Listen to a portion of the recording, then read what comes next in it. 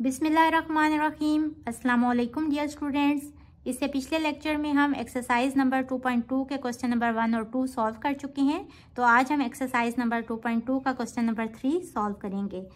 तो चलिए स्टार्ट करते हैं। Question number 3 is find the value of x in the following equations. इस इक्वेशन में हमने एक्स की वैल्यू फाइंड करनी है। तो what we all to do is, सबसे पहले हम इसको एक्सपोनेंशियल फॉर्म में लिखेंगे। यहाँ जो बेस है वो वही रहती है, 1 यहाँ आ जाएगा, 3 1 की जगह पे आ जाएगा। यहाँ देखें कि किसी भी नंबर की पावर 1 हो तो वो नंबर इटसेल्फ आ जाता है। तो x इक्वल्स टू 3 और हमारे पास x की वैल्यू आ गई। अच्छा जी, नेक्स्ट इसका पार्ट देखें। इसको हम सबसे पहले एक्सपोनेंशियल फॉर्म में लिखेंगे। वही तरीका आपने याद रखना है कि जो बेस है वो बेस ही रहेगी।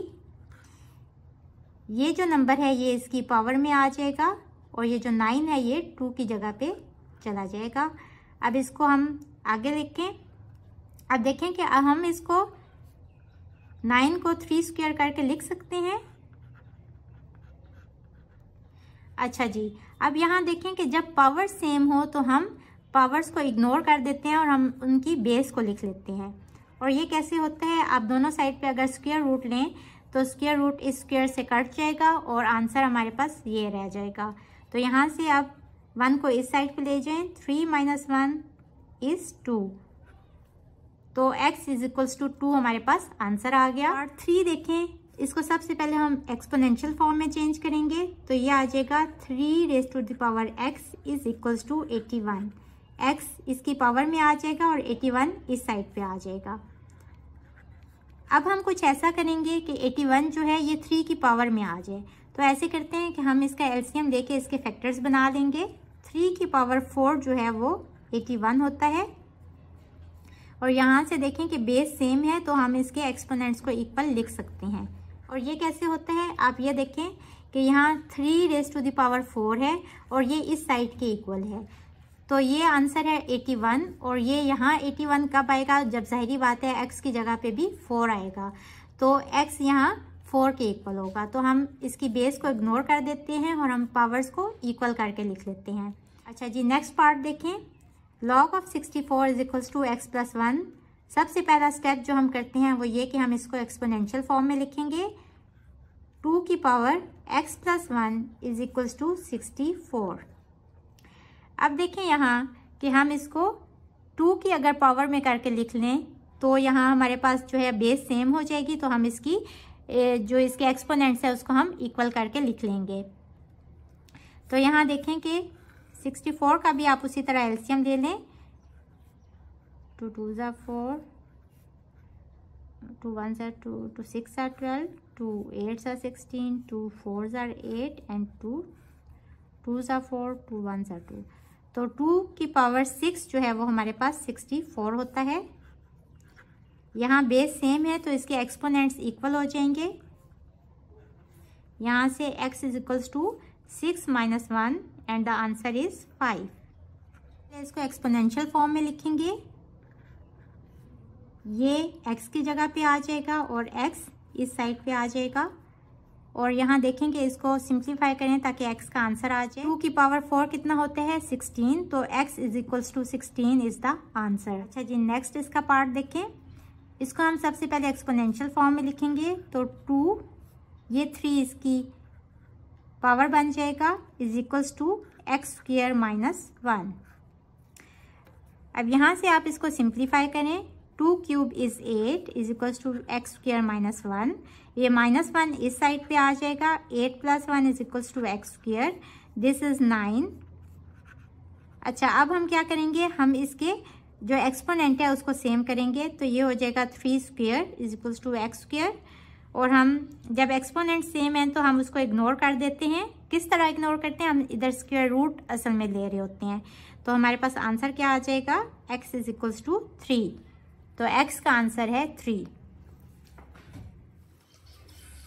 Question number 4 is find the unknowns appeared in question number 2।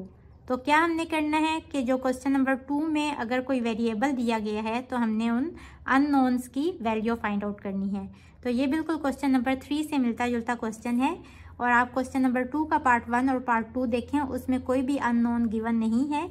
तो उसका पार्ट 3 देखें, log of x is equal to 5।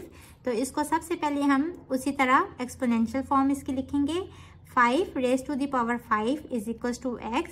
और हम 5 रेज टू द पावर 5 को कैसे कैलकुलेट करेंगे, 5 multiply by 5 multiply by 5 multiply by 5 multiply by 5 times इनको आपस में मल्टीप्लाई करेंगे तो आंसर हमारे पास आएगा 3125।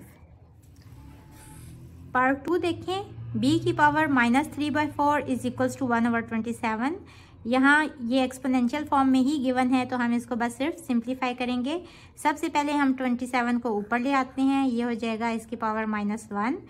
अब इसको सिंप्लीफाई करें, 3 टू द पावर 3 इज 27 और ये -1 इसके साथ आ जाएगा। ये दोनों ये दोनों एक्सपोनेंट्स जो हैं ये मल्टीप्लाई हो जाएंगे तो 3 रेज टू द पावर -3 आ जाएगा। अब यहाँ देखें कि हम इसको ऐसे लिख सकते हैं, 3 रेज टू द पावर -3 और इसको 1/4 इसका हम अंदर ले आते हैं और -3 इसकी पावर बना देते हैं ताकि इन दोनों साइड्स की पावर सेम हो जाएं। अब पावर सेम है तो हम इनको इग्नोर करेंगे और इनकी बेस को हम लिख लेंगे, ये आंसर आ जाएगा। अब देखें कि b की पावर 1/4 है, हमने किसी तरह इसको भी ख़त्म करना है तो हम क्या करेंगे, दोनों साइड पे इसकी पावर 4 ले लेंगे। तो क्या होगा, दोनों साइडों पे इसकी पावर 4 ले लेंगे, यहाँ ये 4 इससे कैंसिल हो जाएगा और यहाँ 3 की पावर 4 जो है वो क्या आ जाएगा, 81। So b is equals to 81 is our required answer. इसका 5th पार्ट देखें, ये एक्सपोनेंशियल फॉर्म में ही गिवन है तो हम इसको सिर्फ सिंप्लीफाई करेंगे। यहाँ देखें कि ये हो जाएगा 5 क्यूब इज 125 और इसकी पावर थी x/3 और यहाँ भी हम इसको 5 स्क्वायर करके लिख सकते हैं। तो यहाँ देखें पावर्स आपस में मल्टीप्लाई हो जाएंगी और यहाँ 3 से कैंसिल हो जाएगा। 5 raise to the power x is equal to 5 square, base same है तो हम इसके एक्सपोनेंट्स को इक्वल करके लिख देंगे तो x इज इक्वल टू 2 हमारा आंसर है। नेक्स्ट पार्ट देखें, log of 10 raise to the power 12 with the base 10 is equal to y। अच्छा, सबसे पहले हम क्या करेंगे, इसको एक्सपोनेंशियल फॉर्म में लिखेंगे।